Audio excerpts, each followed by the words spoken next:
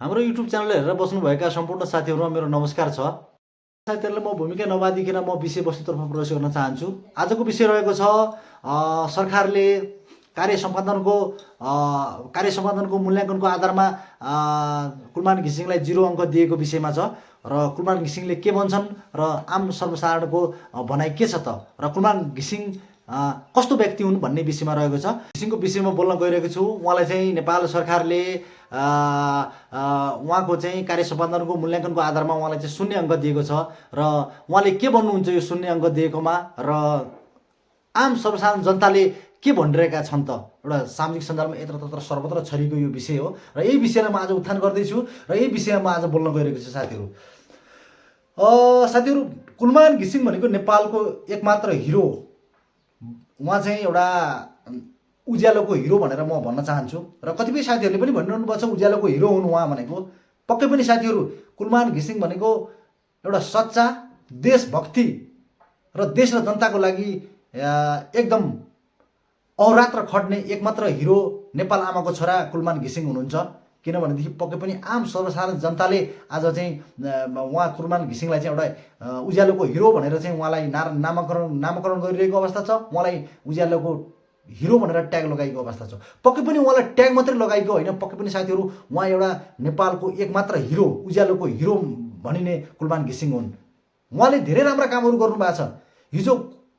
हिजो कुलमान घिसिङ आउनुभन्दा अगाडि हामीले 16-17 घन्टा 18 घन्टा 20 घन्टासम्म चाहिँ हामीले लोड सेडिङ खेप्दै आएको हाम्रो यो देश नेपाल र हामी नेपाली जनता साथीहरू तपाईँहरूलाई अवगतै छ। हिजोको कालखण्डमा कुलमान घिसिङभन्दा अगाडि जो रहनु भएको थियो त्योभन्दा अगाडि 12 देखि 16 घन्टासम्म दिनमा लोड सेडिङ हुन्थ्यो साथीहरू। यसमा तपाईँहरूलाई पनि कति एउटा लोड सेडिङ हुँदा एक त देशको कलकारखानालाई कति असर परेको थियो र आम नागरिकलाई आम जनतालाई कति चाहिँ एउटा असर परेको थियो भन्ने कुराहरू तपाईँहरू आफै मूल्याङ्कन गर्नुहोस्। किनभने हिजो लोड सेडिङ गरेर हिजोका सोलर, हिजोका इन्भर्टरहरू, हिजोका चाहिँ तपाईँको चाहिँ सोलर इन्भर्टर लगायतका चाहिँ सामग्रीहरू बेचेर कति करोडौँ भए मान्छेहरू है। यो विषयमा कुरै नगरौँ, यो विषयमा प्रवेश नगरौँ साथीहरू। तर अब कुलमान आइसके पश्चातको जुन एउटा चाहिँ चमत्कार भयो त्यो विषयमा हामी आधारित भएर कुरा गर्न जाँदैछौँ साथीहरू। म आज त्यो विषयमा कुरा गर्दैछु साथीहरू। कुलमान नेपालको एउटा मात्रै एकमात्र सच्चा सपुत र उज्यालोको हिरो मानिने कुलमान घिसिङ हुन्। तर अहिले उहाँ कुलमान घिसिङ नै नेपालको राजनीतिक परिप्रेक्ष्यमा नेपालको राजनीतिक घटनाक्रममा चाहिँ अहिले सत्ता परिवर्तन भएसँगै अहिले कुलमान घिसिङलाई किन स्पष्टीकरण लिएको छ, किन उहाँलाई चाहिँ पटक पटक प्रश्न सोधिएको छ, उहाँलाई किन स्पष्टीकरण मागिएको छ त भन्दा उहाँ विवादितको पात्र बन्नुभएको छ। हिजो वाह गरेको उहाँ चाहिँ हिजो उहाँ होला पार्टीको कुरा नगरौँ साथीहरू होइन। उहाँ जस्तै पार्टीभन्दा माथि रहेर एउटा पार्टीको झन्डाभन्दा माथि रहेर चाहिँ देश र जनताको लागि उहाँ अहोरात्र खट्ने व्यक्ति हुन्। आज देशका दूरदराजमा उहाँले एउटा के गर्नुभएको छ, बिजुली प्रसारण गरिदिनु भएको छ, बिजुली लगिदिनु भएको छ। तपाईँको तराईको मुसर बस्तीदेखि लिएर गएर कर्णालीको दुर्गम भेगमा समेत बिजुलीको लाइन लगेर उहाँले त्यो किसिमको अहोरात्र खटेर तराईको मुसर बस्तीदेखि लिएर कर्णालीको हुम्ला जुम्लासम्म पनि उहाँले आज उहाँले चाहिँ उज्यालो पुर्याइदिनु भएको छ। यसकारण उहाँ नेपालको एक हिरो हो साथीहरू। यसकारण उहाँ नेपालको हिरो हुनुहुन्छ। उहाँलाई अहिले जुन किसिमको एउटा सत्ता परिवर्तनसँगै उहाँलाई जुन एउटा खुट्टा तान्ने प्रवृत्ति भएको छ, यो पक्कै पनि यो सान्दर्भिकता हुँदैन साथीहरू। किनभने अहिले जुन सरकारमा रहेका साथीहरूले पनि एउटा बुझ्न जरुरी छ, चाहे उहाँ नेपाली काङ्ग्रेस हुन्, चाहे उहाँ माओवादीका हुन्, चाहे उहाँ एमालेका हुन्, तर अहिले जुन सरकारमा रहेका साथीहरू हुनुहुन्छ, सरकारमा रहेका सत्ताधारी पार्टीहरूले के स्मरण गर्न पर्यो भने पक्कै पनि कुलमान घिसिङलाई चलाउनु भनेको, कुलमान घिसिङको विरुद्धमा जानु भनेको आफ्नो खुट्टामा आफै बञ्चरो हान्नु हो। अर्थात् आगामी आउने 84मा उनीहरूले भोट घटाउनु बराबर हो। किनभने कुलमान घिसिङको भित्री रहस्य के छ, कुलमान घिसिङले धेरै सबै कामहरू राम्रा गरेका छन् र पारदर्शिता छ होला भनेर म भन्दिनँ। तर कुलमान घिसिङले उज्यालो त ल्याएका हुन् नि। 12 देखि 16 घन्टा लोड सेडिङलाई चाहिँ उहाँले अन्त्य गरेका त हुन् नि। आज दूरदराजमा बस्ने मान्छेहरू आज तपाईँको मुसर बस्तीदेखि लिएर गएर कर्णाली प्रदेशका हुम्ला जुम्ला कालीकोटसम्म त उहाँले बिजुली बत्ती पुर्याएका हुन् नि। यसमा त तपाईँहरू सहमत हुनुहुन्छ नि।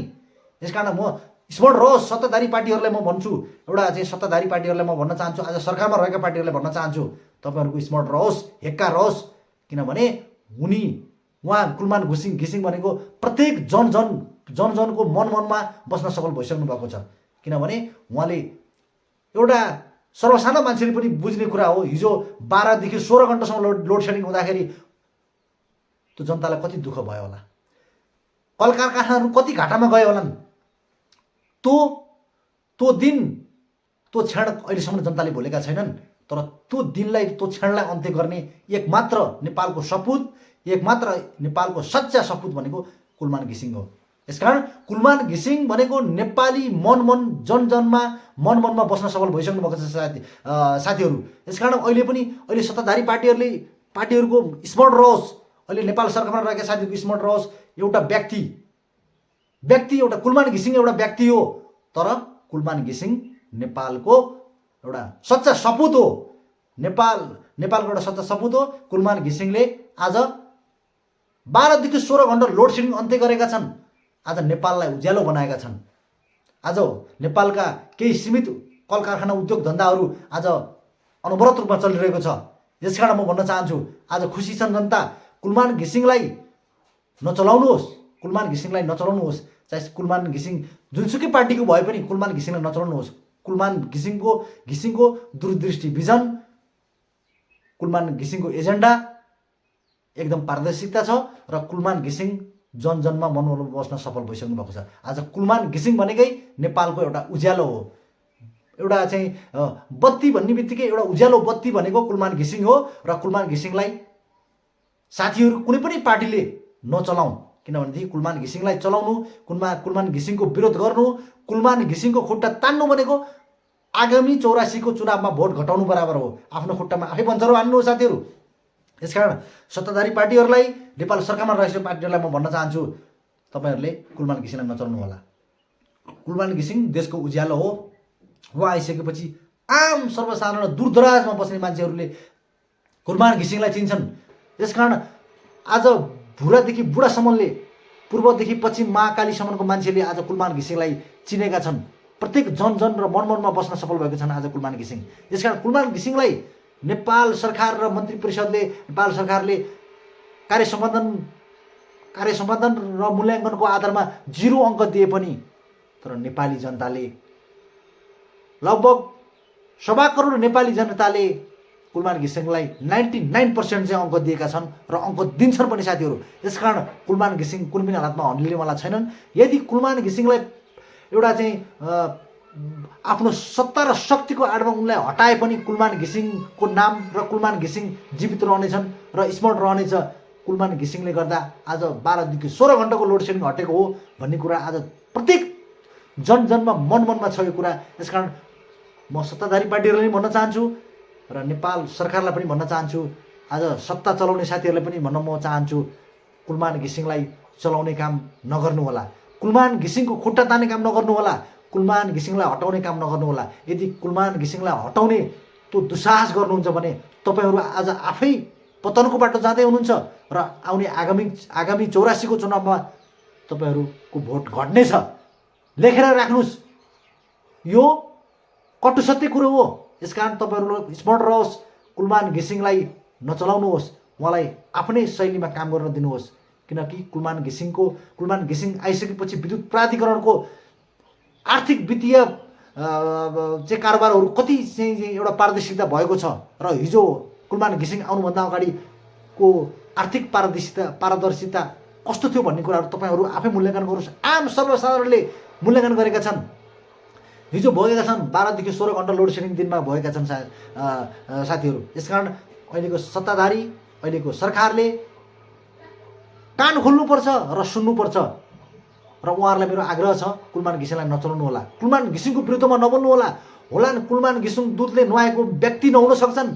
कुलमान घिसिङको पनि आफ्नो एउटा चाहिँ चरित्र हुनसक्छ। कुलमान घिसिङले पनि कुनै काम अपारदर्शित गरेका होलान्, उनीसँग अपारदर्शिता होला, तर किनभने उनी जनजनको मनमनमा बस्न सफल भइसकेका छन्। तर अरू केही नभए पनि एउटा लेखेर दावाका साथ भन्न सकिन्छ उनले 12 देखि 16 घण्टाको लोड सेडिङ अन्त्य गरेका हुन् र नेपाल विद्युत प्राधिकरणमा भएको हिनामिना र नेपाल विद्युत प्राधिकरणमा कति चाहिँ तपाईँको चाहिँ बिजुली चाहिँ चुहाट भएको थियो र कति बिजुली चाहिँ तपाईँको कति त्यसको सौर्य शक्ति चाहिँ बेचेर तपाईँको चाहिँ सोलर र इन्भर्टरलाई चाहिँ इन्भर्टरको चाहिँ व्यापार भएको थियो भन्ने कुराहरू चाहिँ तपाईँहरूलाई सायद मैले भन्न परिराख्दैन, भन्न पर्ने जरुरत छैन, किनभने तपाईँहरूलाई स्मरण छ त्यो दिन त्यो विगतमा त्यो भएको थियो। र कुलमान घिसिङ आइसकेपछि जुन किसिमको एउटा युगान्तकारी परिवर्तनै भन्नुपर्छ, किनकि एउटा अँध्यारोमा बसेका थिए, तर अँध्यारोमा बसेका थिए 12 देखि 16 घण्टासम्म लोड सेडिङ हुँदा तपाईँहरू आफै भन्नुहोस् एउटा जनता कति मारमा परेका थिए। सीमित नेपालका केही सीमित कल कारखानाहरू कति एउटा चाहिँ मारमा परेका थिए भन्ने कुराहरू तपाईँलाई स्मरण रहोस्। त्यसकारण जब कुलमान घिसिङको नियुक्ति भयो, कुलमान घिसिङ आइसकेपछि नेपालमा उज्यालो पनि आएको हो। यो ध्रुव सत्य कुरा हो। उनले 12 देखि 16 घण्टा लोड सेडिङ अन्त्य गरेकै हुन्।